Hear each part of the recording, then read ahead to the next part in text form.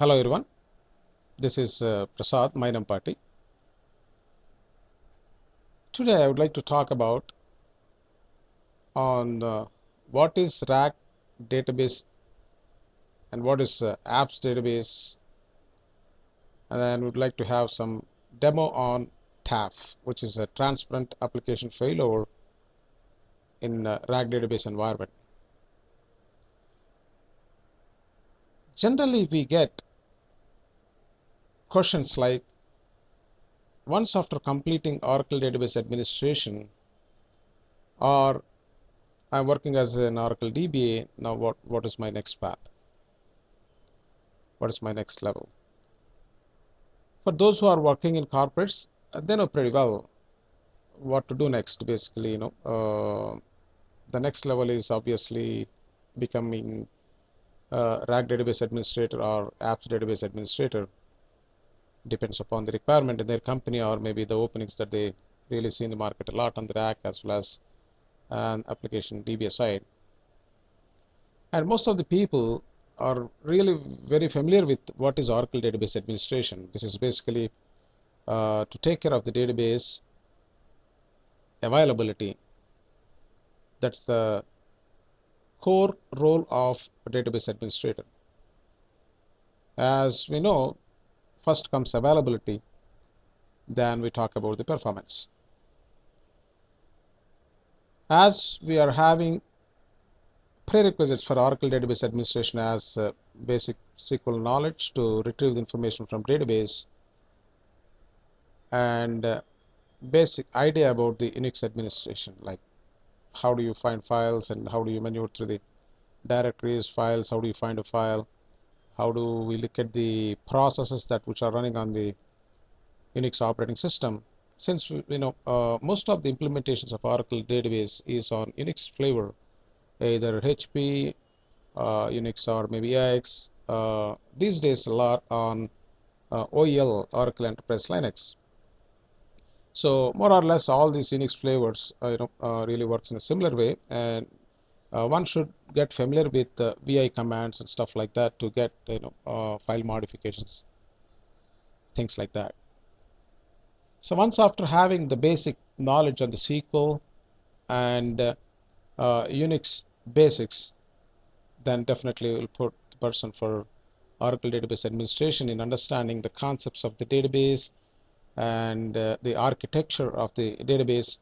How do we manage the core files of the database, like control files, redo log files, and data files? How do we really manage them with respect to the availability by doing the multiplexing and all that? With respect to DBA files, obviously we follow the setup of data guard, where it provides the high availability with respect to the database. And the other topics which we talk about during the Oracle database administration is the performance tuning, which is really important to understand what is that we need to do in a given environment to have the better execution plans and generating statistics and stuff like that. Apart from that, the most important thing with respect to storage is ASM.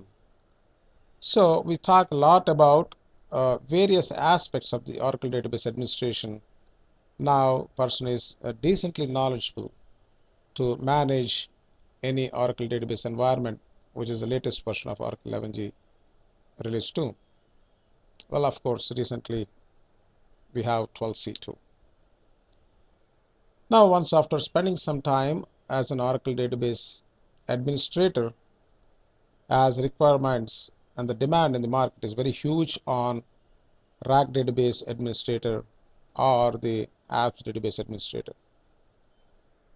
Normally I hear a lot of questions on, okay, we hear about Rac a lot and then apps DBA a lot, and how it is different than Oracle database administration, or can we really do directly Rac DBA without having Oracle database administration, or can I really take up that apps DBA without having Oracle database administration? It's highly difficult to understand the apps database concepts and apps DBA roles and responsibilities are real application clusters, Rac database administrator concepts, without having without understanding the how the Oracle database works, in fact, because the Rac or apps DBA stuff builds on top of Oracle database administration. So I would say, before we talk about Rac database administrator or apps database administrator roles and responsibilities, one should have a decent knowledge and understanding about how do we manage the core database, which is Oracle database administration stuff. Now, once after having a decent knowledge on the Oracle database administration, then an individual can pick the path either on the Rac database administration, which is providing the high availability at the instance level. As I just said, control files, redo log files are managed by using the multiplexing to manage during the failovers, like during the disk corruption or logical corruption or physical corruption, whatever it is. And people do ask the question like, hey, we have the backups. Yeah, backups are there, but that's a contingency plan. The first and foremost responsibility is to make sure the system is up and running. It should not go down. As we normally discuss during the availability, there are three types of availabilities we generally talk about. One is high availability, where we don't have any data loss as well as the downtime, and system is working seamlessly, so transparent to the user. Even though one service is down, the rest of the services are providing the service. Basically, people continue to do their work. That's what we would like to have in any corporate, basically. So we don't want to see the system going down because of some kind of corruption. It's a logical corruption or a physical corruption. System should be up and running. That is the decent setup any corporate would expect from the technology people. So having said that, how do we achieve the multiplexing? As I just said, the control files and redo log files are fairly easy when compared to the DBA files, where we need to really follow the data guard setup. Even production goes down, if data broker is set up automatically, which works on based on the heartbeat mechanism, so it can really connect to the available standby so that show can continue. Meanwhile, administrators will work on the reason why it went down and then set that back, and then it can be standby now. So that setup we talk about a lot during the data guard setup. So that's how we take care of database as a whole. Well, database is available, but what about the instance? If instance goes down, there is no way anyone can access the database. So that's what Oracle talks about, the max available architecture, where it supports both instance as well as the database. Instance is protected by real application clusters and database is protected by data guard. And generally, data guard is set up across the sites, and the clusters, real application clusters, normally set up within the site itself to protect the instance failures. So normally in core database, the relationship between the instance and the database is 1:1. Once the database is up and running, there is no way I can start one more time. If I try to start it, it says, hey, it's already up and running, you cannot start it. That functionality is achieved by using the locking mechanism, so that we cannot start one more time, because there is no communication between these two instances. So how do we really protect the instance? Because obviously we need to have multiple instances which are working for a single database. That's the setup we really taught during the Rac database administration. Rac is possible with the setup of the clusters. Well, what is a cluster again? When we say cluster, these are individual servers but interconnected, working as a single service, which is really powerful. And in fact, Rac is not just failover, as failover is not a regular situation, right? So Rac is for high availability, as well as the load balancing at high level.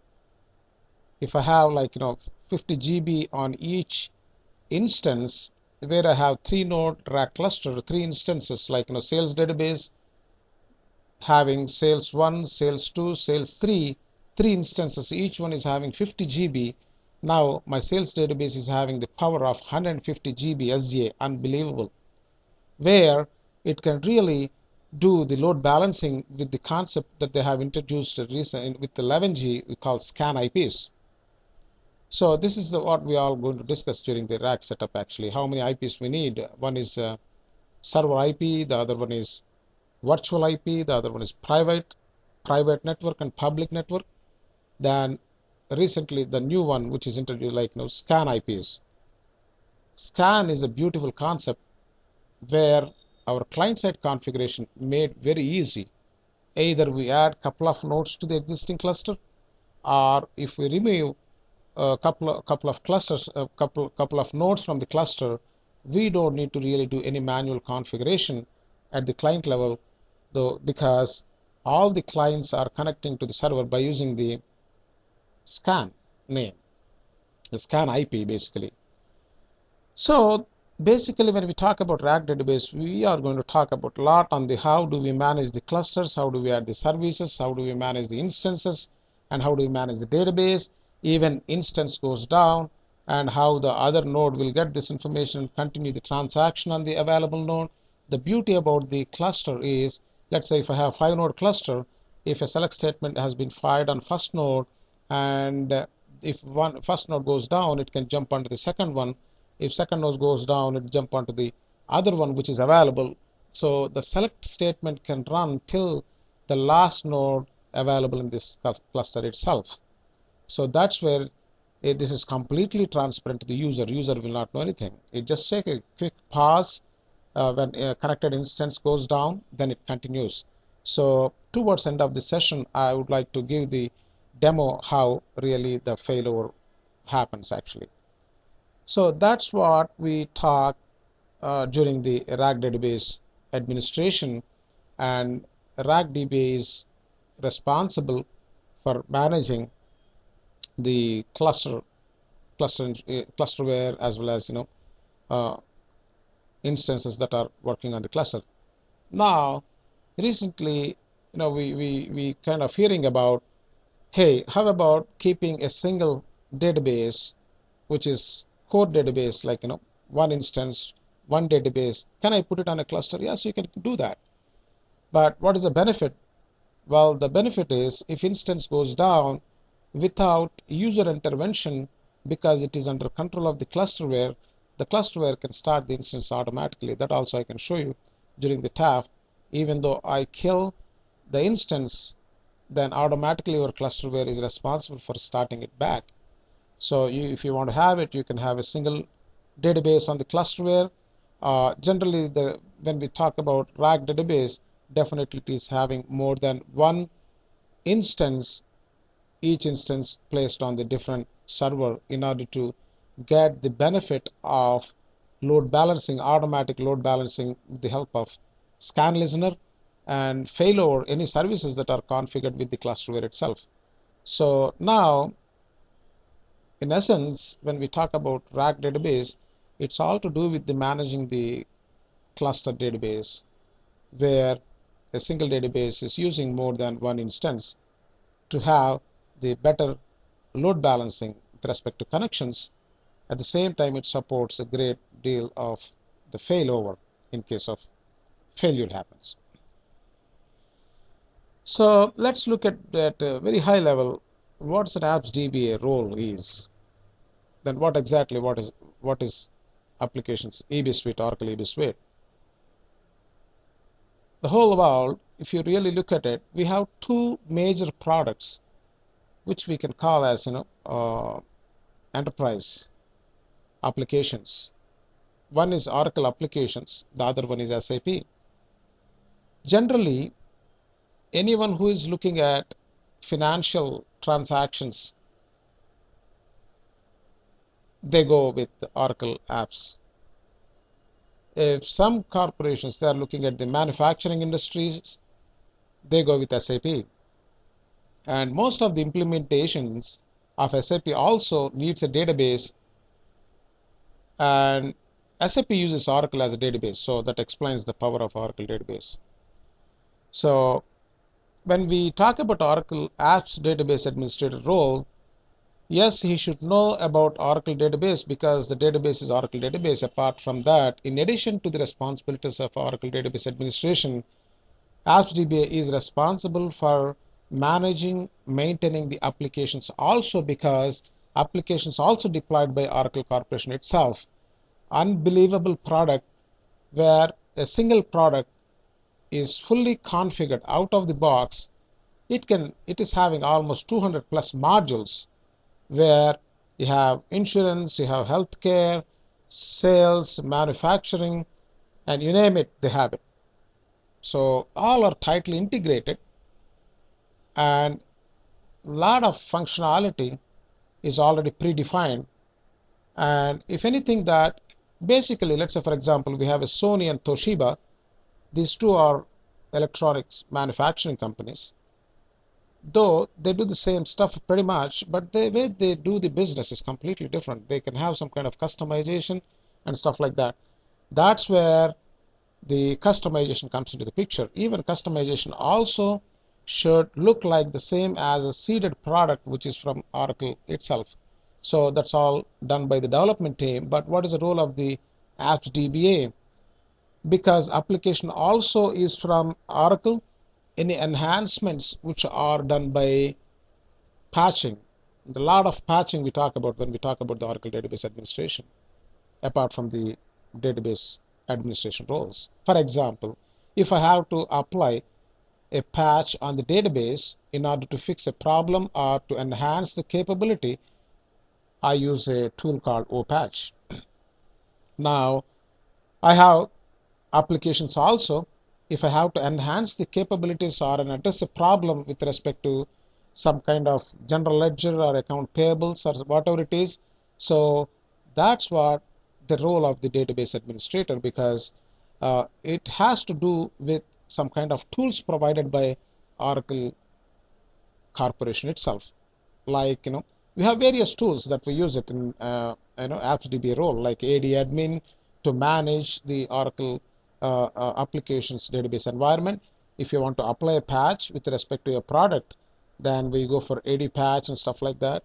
And there are many tools that we talk about. So basically, in essence, when we talk about Oracle Apps Database Administration, not only Oracle database maintenance, and we are responsible for managing the patching and enhancing the product files also. That's the reason we talk a lot about the technology stack and environment files and XML files and stuff like that. In order to manage the environment properly, thanks to Oracle, they have provided enough tools to manage it. All we need to know is how do we make use of tools, given tools, and when to use what kind of tool, and how do you ensure the environment is managed properly. So that's the thing we are going to talk about when we say Oracle Apps Database Administrator. So where there is a lot of opportunities on the both areas, especially wherever we see the financial applications implementation, we see a lot of Oracle applications have been implemented. Now, as I just promised in the beginning, so what is the TAF? TAF is nothing but transparent application failover.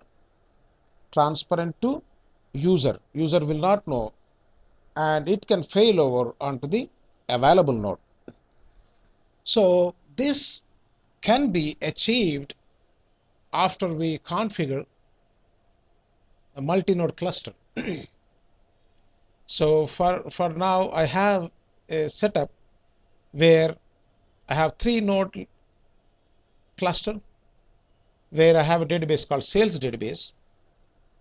So that's the database is up and running. And then we will see how the connection can fail over with respect to the select statement. While, okay, this is what I'm going to do. So I will make the connection from one server, that which I call as a client, and then I will go and see which node it got connected to. It has to connect one of these 3 nodes. So once I know which instance it got connected to, I will just fire a statement.